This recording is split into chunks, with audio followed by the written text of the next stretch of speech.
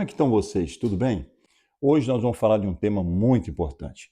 Vocês sabiam que no capítulo 3 de Gênesis, no verso 23, fala assim: O Senhor Deus, pois, os expulsou do jardim do Éden para lavrar a terra de que fora tomada. De quem estão falando? Logicamente, de Adão e Eva. Eles foram expulsos do jardim do Éden, eles agora vão explorar essa terra que Deus também criou para eles e para suas descendências também, não é verdade? E fala assim no capítulo 4, verso 1. E conheceu Adão a Eva, sua mulher, e ela concebeu e deu à luz a Caim, e disse: Alcancei do Senhor o homem. Deus é maravilhoso, não é verdade? Apesar da tristeza e da perda do jardim do Éden, através da gravidez de Eva, nasce quem? Nasce o primeiro filho do casal, Caim. Vocês já lembraram os casados, os papais, os vovós, quando nasceu o seu primeiro filho? Como é maravilhoso, não é verdade? As crianças dão outra alegria no lar, né? Faz com que o casal se torne cada vez mais unido na educação desse filhote, não é verdade? Deve ter sido uma alegria também imensa para esse casal depois dessa tristeza deles terem sido expulsos do jardim. E aí no verso 2 fala assim, no verso 3 fala assim: E deu à luz mais ao seu irmão Abel, e Abel foi pastor de ovelhas, e Caim foi labrador da terra. E aconteceu ao cabo de dias que Caim trouxe do fruto da terra uma oferta ao Senhor.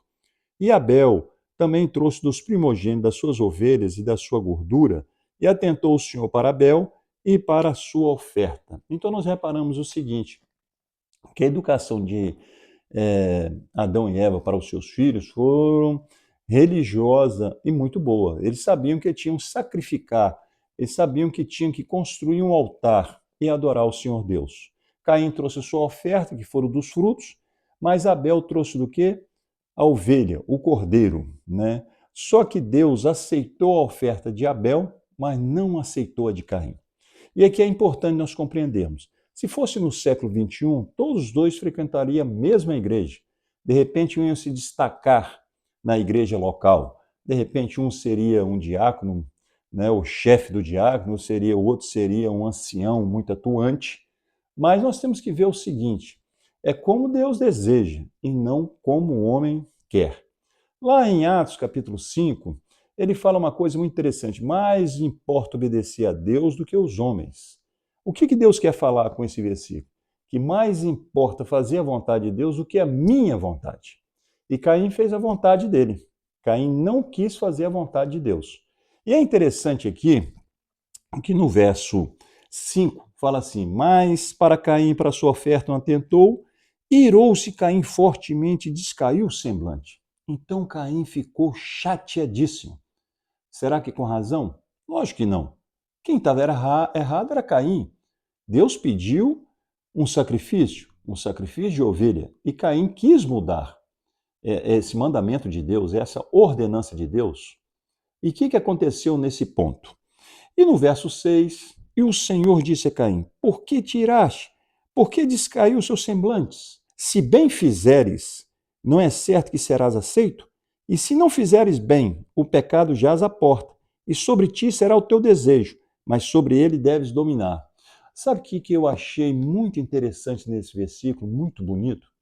Que o nosso Deus não deixou Caim, mesmo errando, sozinho. Quando Deus se apercebeu que Caim ficou com raiva injustamente, Deus foi ao seu encontro. E com isso eu tiro um exemplo para a minha vida e você pode tirar para a sua. Em qualquer situação que você estiver, Deus está presente.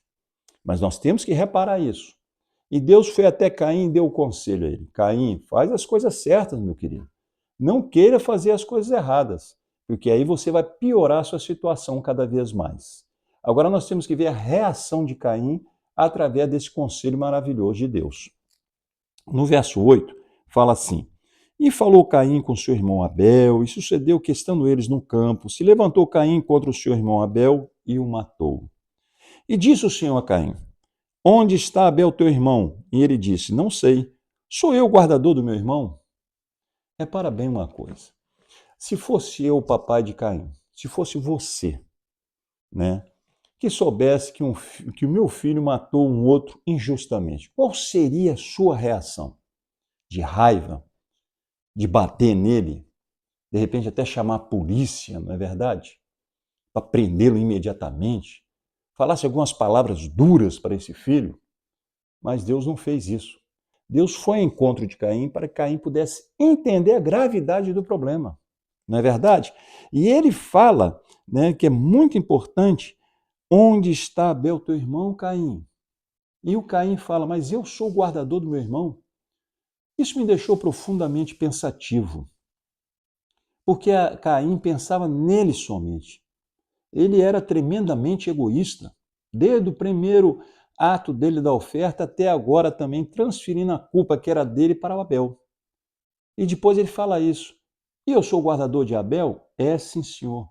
Nós somos, sim, senhor, o guardador da minha família que Deus me deu, mas dos meus irmãos e dos meus amigos também. Eu sou responsável de levar a verdade à comunidade onde eu moro. Eu sou responsável de levar essa verdade maravilhosa que me liberta do pecado àqueles que estão mais chegados a mim, àqueles que também transitam todo dia no meu caminho. Isso é amor ao próximo. E vocês notam que Caim não teve amor nenhum, mesmo com toda a atenção que Deus foi lhe dando. E Deus repara bem que Deus sempre atrás de Caim. Não foi Caim que foi atrás de Deus. Vocês vão reparar no relato uma coisa muito interessante. O coração de Caim estava tão endurecido que ele nenhuma hora ele pede perdão.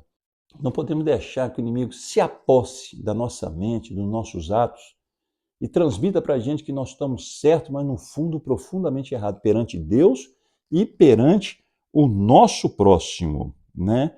E disse Deus, que fizeste? A voz do sangue do teu irmão clama a mim desde a terra.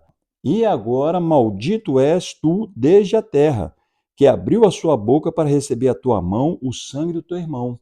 No verso 12 ele fala assim, quando lavrares a terra, não te darás mais a sua força, fugitivo e vagabundo serás na terra. Então diz Caim ao Senhor, é maior a minha maldade do que a possa ser perdoada. Eis que hoje me lança da face da terra, da tua face me esconderei, e serei fugitivo e vagabundo na terra. Será que todo aquele que me achar me matará? Que interessante, né? Caim não se arrepende, Caim fica com medo de que as outras pessoas possam matá-lo pelo que ele fez de errado com seu irmão, que era inocente, Abel. Repara bem que vocês estão vendo que Caim, hora nenhuma, sente arrependido, hora nenhuma você vê o amor que Caim tem pelo seu irmão que ele matou, e nem por Deus. Ele só pensa nele. Nós temos que ter cuidado com isso, irmãos, porque o mundo é tão estressante. O mundo valoriza muito mais o primeiro lugar, as conquistas, as vitórias, né, os valores monetários, né, que muitas vezes a gente pode pensar que nós estamos amando e temos amor para dar e no fundo estamos frios, estamos como Caim, sem vontade nenhuma para ajudar o nosso próximo.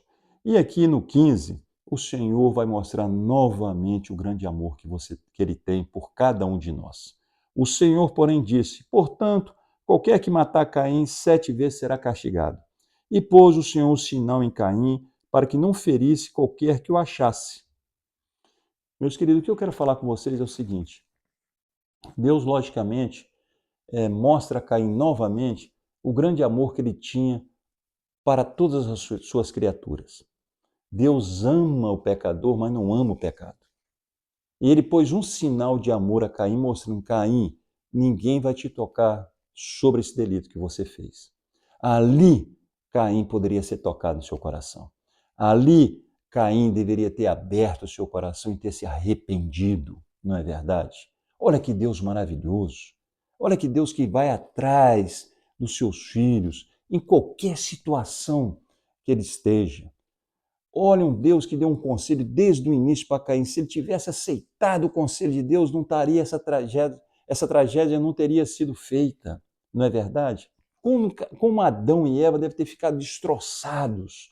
Vocês estão vendo que é muito importante nós escutarmos o que Deus nos aconselha, porque tudo que Deus nos aconselha é melhor para cada um de nós. Depois desse apelo, depois desse sinal de amor que Deus deu a Caim, vamos ver a reação de Caim, né? E fala no verso 16 uma coisa muito interessante. E saiu Caim diante da face do Senhor, habitou na terra de Nod, do lado oriental do Éden. Sabe qual foi a reação de Caim? Se afastar de Deus. Não, querido, se você está passando uma fase difícil, se você está passando um momento que você sente que você não está no caminho de Deus, volte para Ele. Se você que nunca conheceu a Deus, leia a Bíblia. Procure uma pessoa que possa te explicar esse Deus maravilhoso que te ama, esse Deus que todos os dias anda com você, está esperando a sua decisão, que não seja a decisão de Caim, mas sim a decisão, por incrível que pareça, muito boa de Abel, porque Abel fez aquilo que Deus pediu, e que nós possamos seguir o nosso trilho, sendo dirigido por Deus, e não pelas nossas vontades. Maraná.